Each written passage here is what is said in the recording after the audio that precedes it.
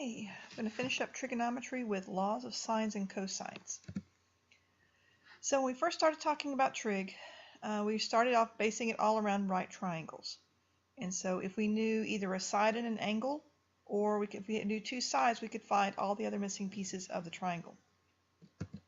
Well, it turns out that we can take these ratios and we can actually extend them to all triangles, not just right ones.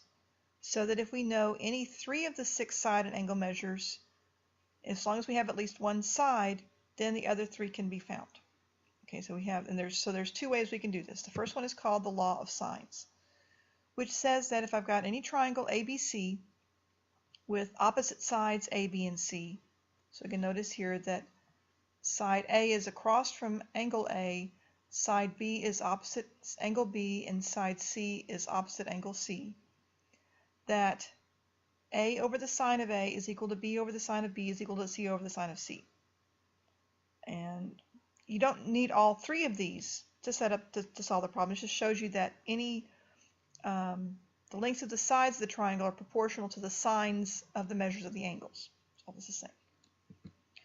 And so if we wanted to solve for the angle instead of just the side, we would just flip the thing and put the sines on top.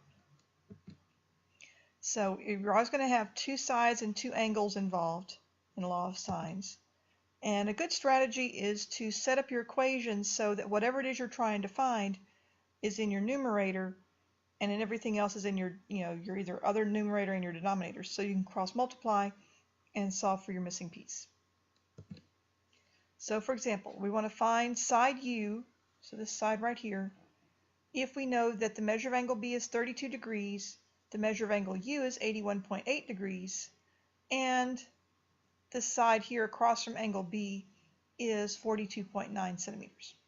Okay, so we set up our proportion here. So we've got B over the sine of B is equal to U over the sine of U. So 42.9 divided by the sine of 32.0 degrees is equal to U divided by the sine of 81.8 degrees. I cross multiply and then divide by the sine of U, and I get, actually you need to say cross multiply, or you can multiply by whatever is being divided here. And so we get that lovely thing there. The thing you want to be careful about with this is when you're putting this in your calculator, be sure to close off the parentheses after this sine 81.8 degrees, because you'll put in 42.9 sine 81.8 close parentheses divided by sine 32.0, or just 32 in this case. And that'll give you approximately 80.1 centimeters. Okay. Now, law of cosines looks complicated, but it's pretty much just shoving into the calculator for our purposes right now.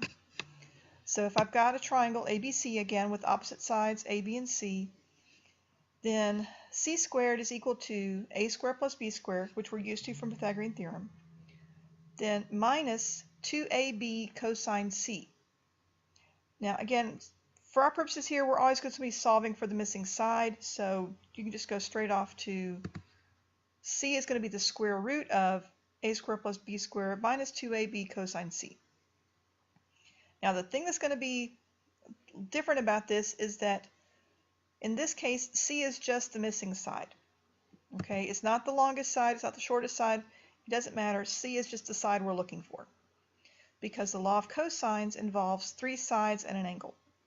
So you want to set up your equation so that the side opposite the included angle is C, whatever the names are, and the other 2 sides are going to be A and B.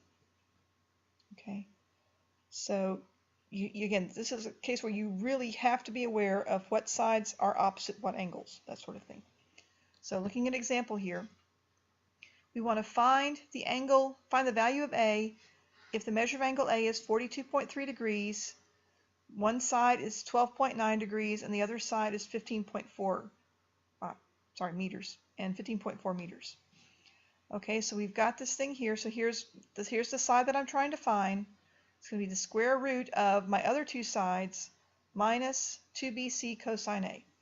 Okay, so we just plug everything in here.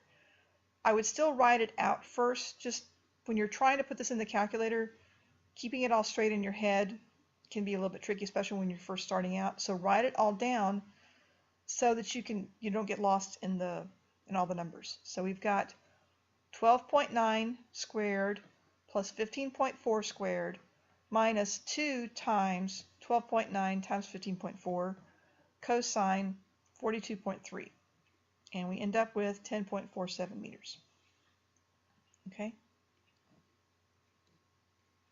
so you use the law of sines when your triangle has a combination of two sides and two angles.